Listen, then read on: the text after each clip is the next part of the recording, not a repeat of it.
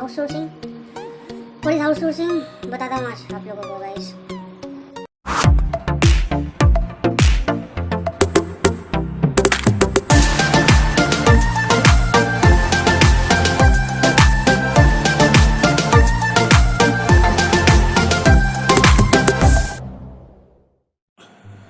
Welcome back to another blog of mine.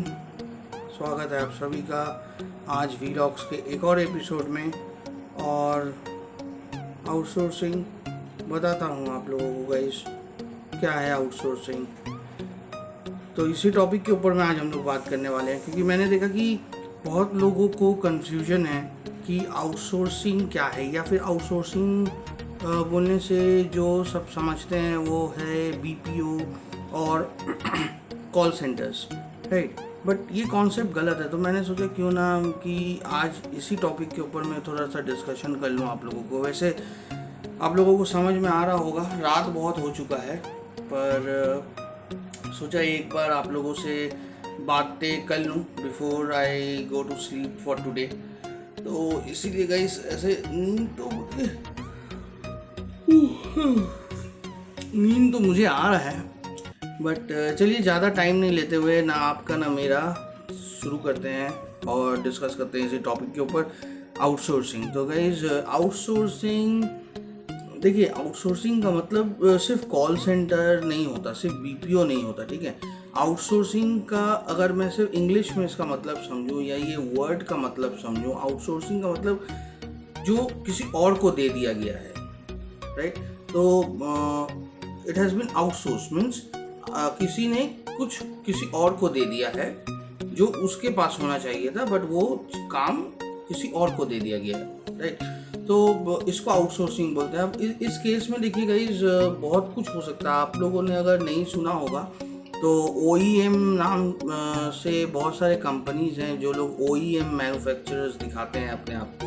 तो they are all actually outsourced companies, ठीक है। मैं OEM के ऊपर भी एक वीडियो जल्दी बनाऊंगा और आप लोग को उसके भी डिटेल्स बताऊंगा। बट हर सेक्टर में, सिर्फ कॉल सेंटर या बीपीओ बोल के नहीं, सिर्फ टेली सेल्स या कस्टमर सर्विस बोल के नहीं, हर सेक्टर में आपको आउटसोर्सिंग मिलेगा। अगर आप किसी भी सेक्टर में चले जाओ, जैसे गाड़ी, अब हुंडई गाड़ी बनाता है, मारुति सुजुकी गाड़ी बनाता है, और भी कितने अलग अलग कंपनीज हैं जो लोग गाड़ी बनाते हैं। But they don't have time to invest making the glass of the car, ठीक है, making the handles of the car, making the engine of the car, all these things। तो ये सारे काम अलग अलग स्पेशलाइज्ड कंपनीज को आउटसोर्स कर दिया जाता है। जैसे कि एक कंपनी है जो सिर्फ इंजन ही बना रहा होगा, तो हो सकता है कि हुंडई के क्रेटा का जो कार्स है, जो क्रेटा मॉडल है, उसके लिए सिर्फ बना रहा होगा इंजन्स। एक कंपनी उसी जगह होगा जो सिर्फ सेंट्रो के लिए बना रहा होगा, या सिर्फ i10 के इंजन्स को ही मैन्युफैक्चर कर रहा होगा। तो वैसे भी इसको भाग किया जा सकता है। हर प्रोडक्ट, हर बड़े कंपनी के पास आउटसोर्स काम रहता है। डिपेंड करता है कि किस तरीके से और किसको आउटसोर्स करते हैं। बाकी हाँ, आउटसोर्सिंग बहुत ज़्यादा विख्यात हो गया with call centers and BPO when they came, because young college goers लोग के लिए ये काम था कि if you can speak in English you get a job, and college goers लोग इसमें बहुत ज़्यादा आने लगे and they started working। Plus ये नाइट शिफ्ट था, तो ऐसे देखिए हर बड़े बड़े इंडस्ट्रीज में नाइट शिफ्ट में काम होता है। बट उतना हम लोग नहीं जानते थे कि नाइट शिफ्ट क्या होता है, नाइट शिफ्ट में काम करना कैसा होता है। बट ये कॉल सेंटर्स और बीपीओ ने जनरल पब्लिक को सिखा दिया कि नाइट शिफ्ट में काम करना क्या होता है, ऑड आवर्स में काम करना क्या होता है, and people started learning all this things. तो गाइज आउटसोर्सिंग इसी से ज़्यादा चैनलाइज्ड हो गया कि कॉल सेंटर का मतलब है आउटसोर्सिंग जॉब, बीपीओ का मतलब है आउटसोर्स जॉब एंड ऑल दो स्टफ।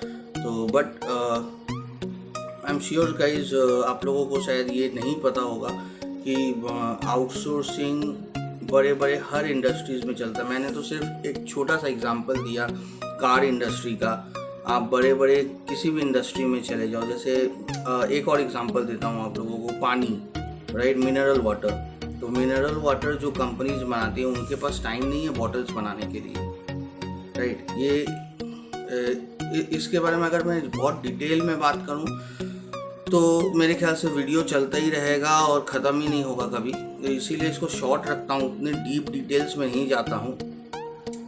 बस सिर्फ समझाने के लिए कि जो कंपनी पानी बनाती है, जो कंपनी मिनरल वाटर बनाती है, जैसे बिस्लेरी है, किनले है और भी बहुत सारे, वो लोग बॉटल्स मैन्युफैक्चर नहीं करते, वो लोग बॉटल्स नहीं बनाते, दे purchase it from outside. And how do they purchase it, because आप ख्याल करके देखोगे हर कंपनीज के बॉटल का शेप अलग अलग होता है, तो कोई बाहर बैठा नहीं है कि उसी शेप में बॉटल्स बनाए, उनको उसी शेप में बॉटल बनाने का ऑर्डर मिलता है, and that is called outsourcing.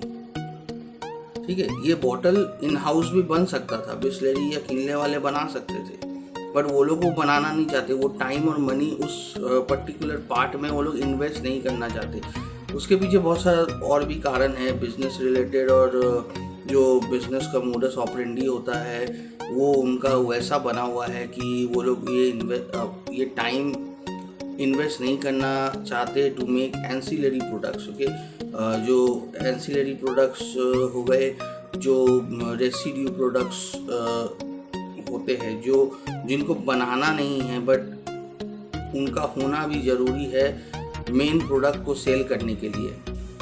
ठीक है, तो guys this was all about outsourcing. I hope आप लोगों को अच्छा लगा हो मेरा ये आज का एपिसोड, और अगर अच्छा लगा हो तो लाइक और शेयर कर दीजिएगा, और सब्सक्राइब करना मत भूलिएगा गाइज, बेल आइकन ज़रूर दबा दीजिएगा सब्सक्राइब करके।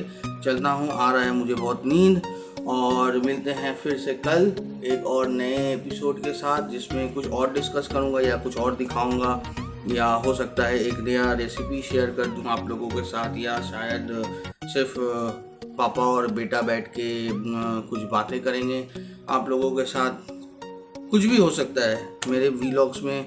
Everything is possible, everything that can be viewed by family audience is possible in my vlogs. तो बने रहिए guys, take care, bye bye, good